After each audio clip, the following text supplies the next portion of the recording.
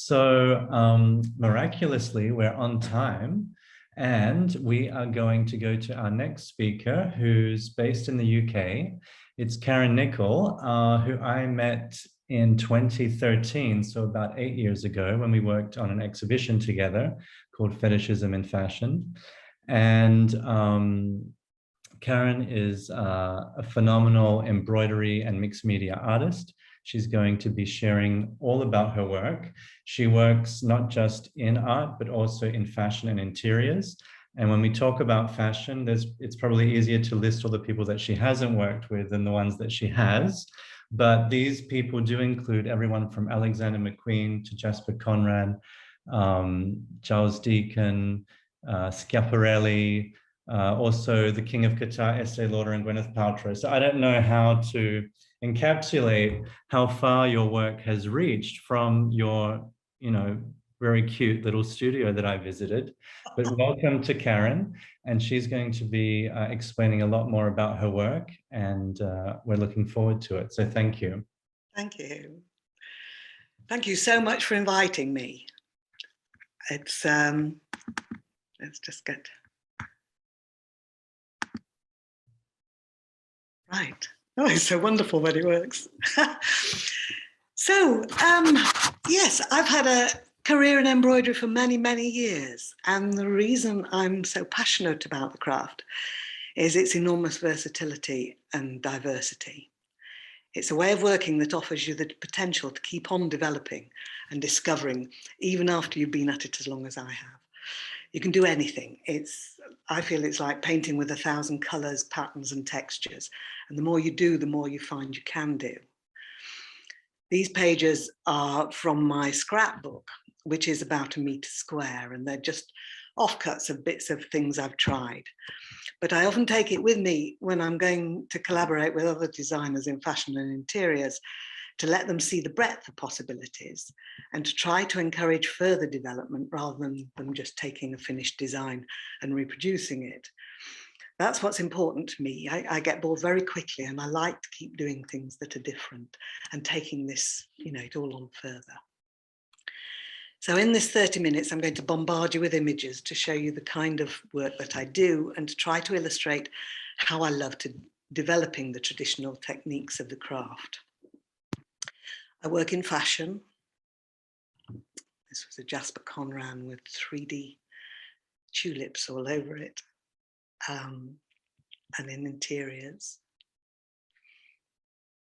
This is the peacock behind me, actually. I got it, and I bought it from a junk shop, and it was really dust. I thought it was just dusty, but it was bleached, so I had to spray it. And in gallery. These were 2 pieces commissioned by banks for bull markets and bear markets, of course. Those are my legs. This is just to illustrate the size of the bear head. So they're really quite large. I love technology, and I've plenty of access to it as an artist in residence at a UK art college. But I've found that I'm at my most creative using simple tools. I feel that as you work with cloth, a different part of your brain takes over as it reacts to the colour and textures and qualities you're working with. It's as though you're thinking with your hands. I always do drawings first, but the real designing I do with the fabric. So I can change my mind in response to what's happening. Doing all the design work with pencil and paper or working on a screen just doesn't work the same way for me at all. So in the studio, I use hand embroidery, whether beading or stitching or whatever, always based on the traditional techniques, but just in different ways. And then simple domestic machines, sewing machines, an embellisher and a princess pleater, just the simplest machines. But the thing that is the most important tool that I have is my Irish Singer embroidery machine. It's literally, it must be 100 years old.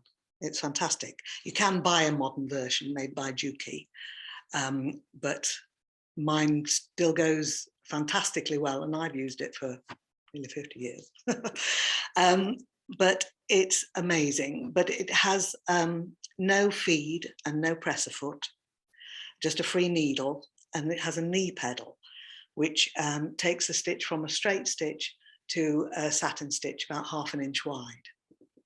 So you have complete freedom to draw with it as you want.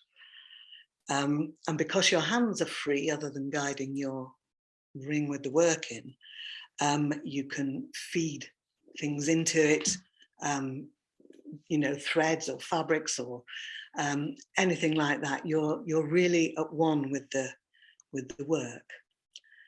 And although it takes some practice to get used to, you can work very quickly on it. These birds take me about 1/2 an hour to do.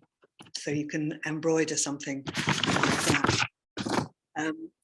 And so designing and experimenting on it is fantastic, because you can quickly find out what something looks like and what it's going, you know, you can try different things and not waste hours and hours, which ordinary embroidery often takes. And obviously, if I need multiples, I can always digitize the stitches and make it and do it on digital machines. But nearly all the images you're going to see in this little talk have been created on this machine. So here are a few examples of the kind of work that I do. As Philip said, I've worked with many design houses such as Schiaparelli and Casablanca,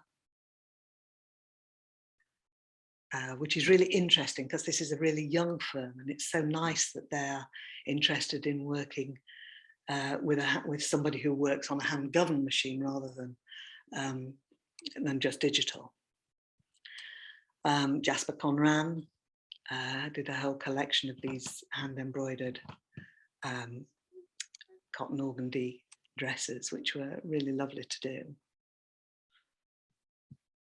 Alexander McQueen, this was a great project starting on surrealist lilies and things, and I was encouraged to use old found things, which is a big part of my my way of working. So you even get suspenders used in this one on the left.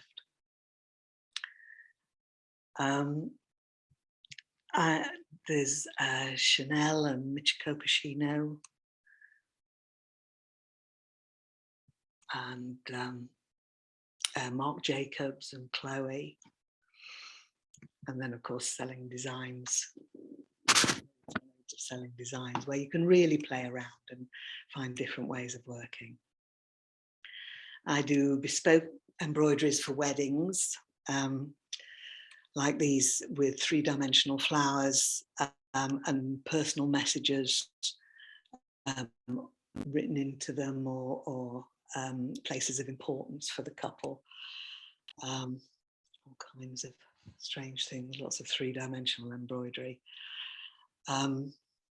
And this girl came into the studio asking if I could possibly design her a wedding dress with lemons and parrots, which was lovely, really good fun. I also work in costume for film. And this was quite interesting, speaking from all the historical things we've been hearing about, because for this, I had to try to reproduce black work, a real traditional embroidery technique. I had to try and reproduce it for a Shakespearean film. So instead of taking months, it took hours. And I just did it with playing with the tension on the machine and bringing up the bobbin thread. And then obviously working in fashion, embroidery is not fashionable all the time. And so I started working in interiors as well. And I do things like wall coverings. These were created during the pandemic because I was walking the dog every day and looking at the magnolia and the acer with the blue sky coming through, really, really powerful. And I started thinking about Oscar Wilde's quote, about the cynic knowing the cost of everything and the value of nothing. And so I started to just write sums all over everything. Cushions, there's always cushions in interiors for people like Anthropologie and Pottery Barn. And then designs for upholstery. The black piece in the middle is a company I've worked for years who weave horsehair for upholstery. And it's a fantastic system. They can't do jacquard, of course, so embroidery is very good with them. But they have a cotton warp and then a bucket by the side of the loom with water in it and the horse tail hanging there. And the shuttle goes across and picks up one hair and comes across the weft, so that they're weaving actually a horse's tail. And it's the most wonderful fabric, absolutely wonderful. The white piece here was cushions I did for the last Pope when he came to London. And then napkins. People always, you can make quite a splash with napkins. The grey ones were for V&A in Paris. And a lot of my way of working is often styled by the way I have to work because things like these napkins, I had to do 200 in 2 days. So it's very fast and you have to find ways of working quickly. The little pink napkin with the bird was for the King of Qatar. And then big dinner parties for Gwyneth, Paltrow and Estee, Lauder. It's really incredibly fancy. Then in 2010, I started doing art pieces.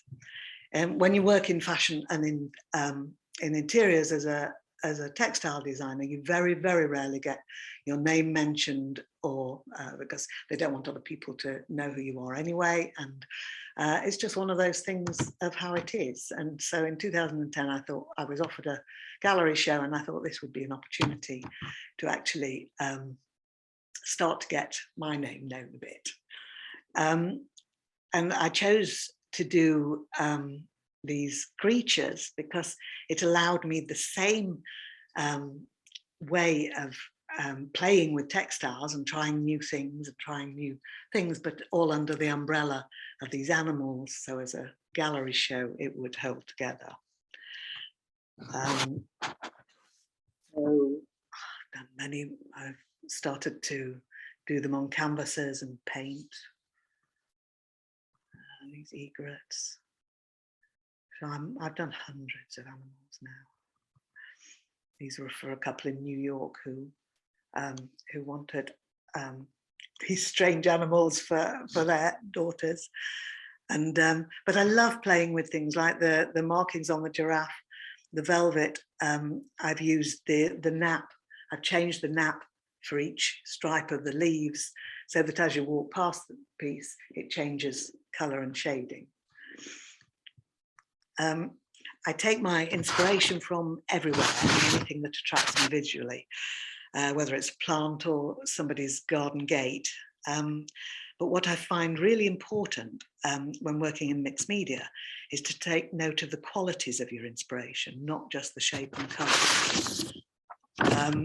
So whether it's hard or soft, whether it's shiny or matte, it's all really important. And again, it helps you to expand the whole thing, because everything that you're inspired by will then force you to create something a little bit new. This white monkey was inspired by the ceramics Coalport china. And so I embroidered the flowers and painted them and then clear foiled them so that they became like ceramics. And the saffron monkey here was inspired by this fantastic Japanese wooden screen, which of course was matte. And so I chose matte, dry looking yarn to create it.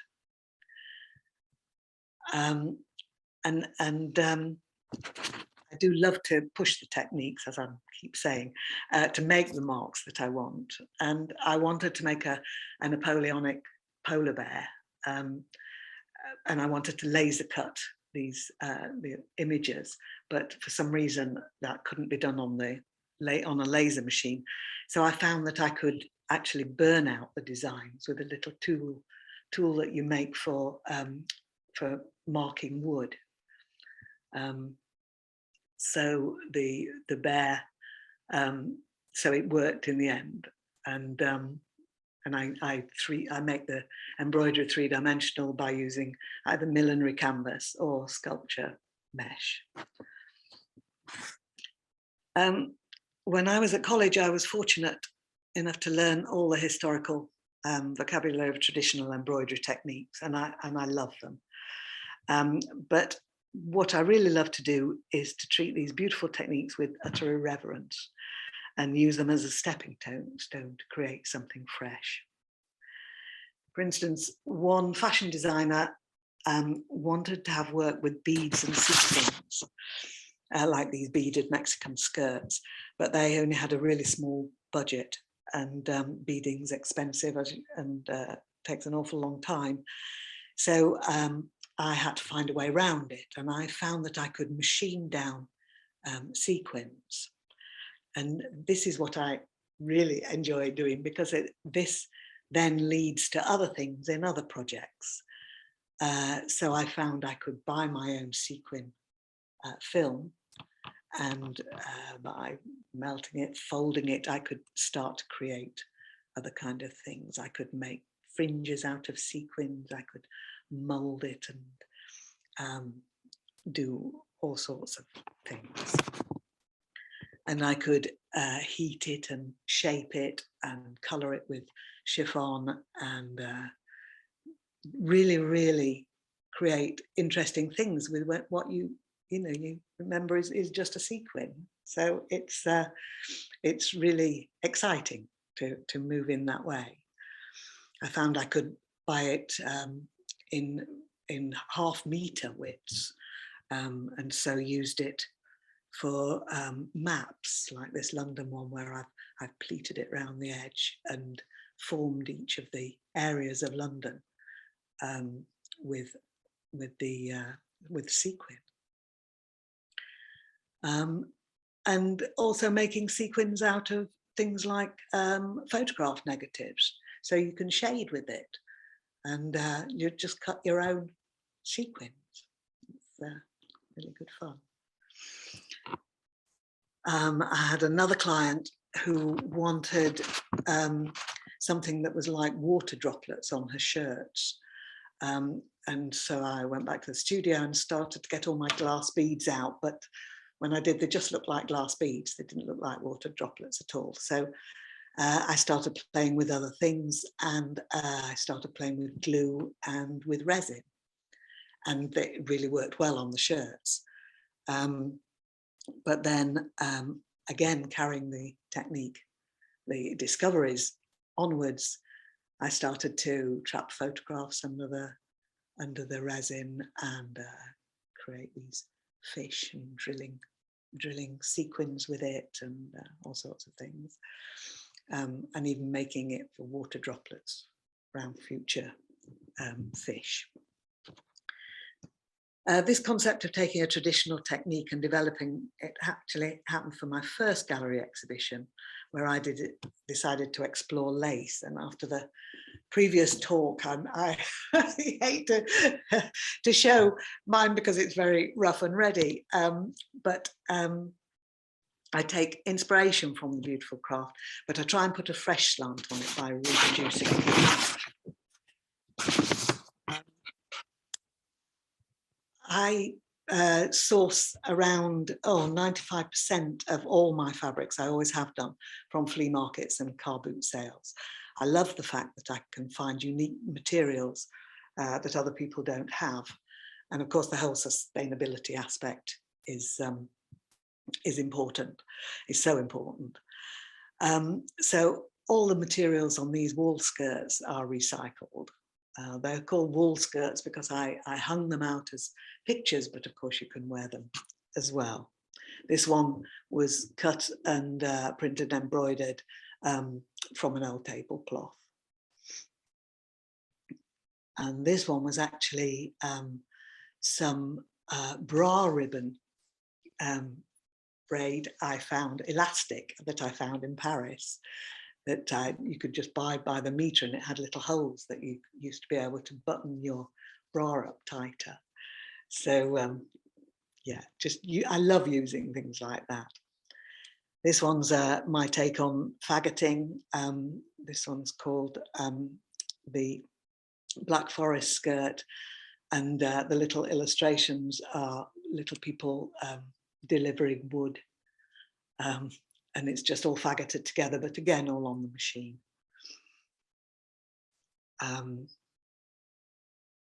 And this one was called Scribble, where I made a skirt just by making lace out of a scribble of braid, and then hanging on it embroidered three-dimensional flowers and my usual birds. It's funny, like looking at William Morris and all that, textiles is still so made up of birds and flowers. It's something that we're drawn to. It's wonderful, really. This skirt where I used a sports braid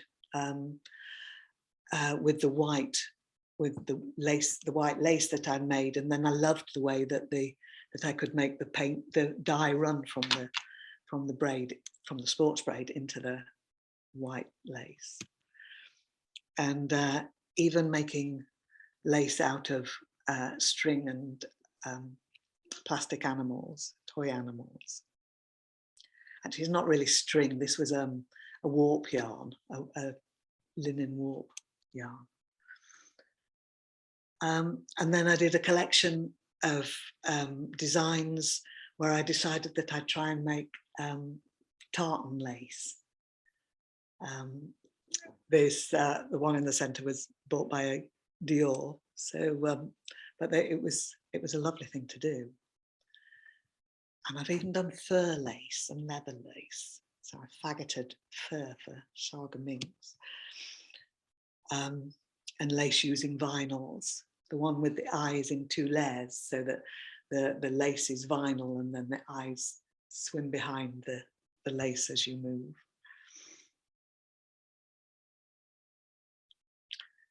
And then making lace peripherique, the lace roads around the map of Paris.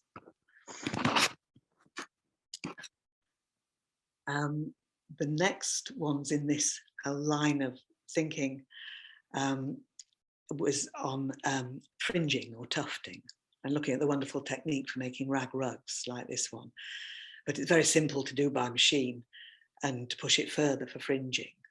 This one is just torn chiffon to make a furnishing fabric. Or this bear where I use a yarn that I can melt and paint, so I make a fringe and then create the bear, and with glossed embroidered flowers and leaves down it. The pelican here uses an old silk yarn, which when I actually got it home from the flea market was too knotted to unwind. So I just cut it into chunks and made my tufts by couching it down with chrysanthemums. And the pig is just gloss painted linen warp yarn again with studs. Also exploring different materials is great fun. This cat is made of shoelaces, and the paler cat is made from peacock herl, which is a feather that you find under the normal peacock feather. And then this cut glass mandrel is made from just cutting plastic bags and layering fringe of plastic bags. And a variety of fringes using materials ranging from garden twine to hair dye papers. And just, and then even buildings, which I fringed and then printed. and finally making fringe C for a map of New York. So it's so amazing to work with a medium that you can keep on exploring and expanding, inspired by the brilliance of traditional techniques. If you want to see more of this way of pushing different techniques, I've done a book that's really based about that, which is Embellished New Vintage, which you can get on my website. So that's it. Thank you. No, thank you so much, Karen. It was such a good safari to go through your work with all of these creatures.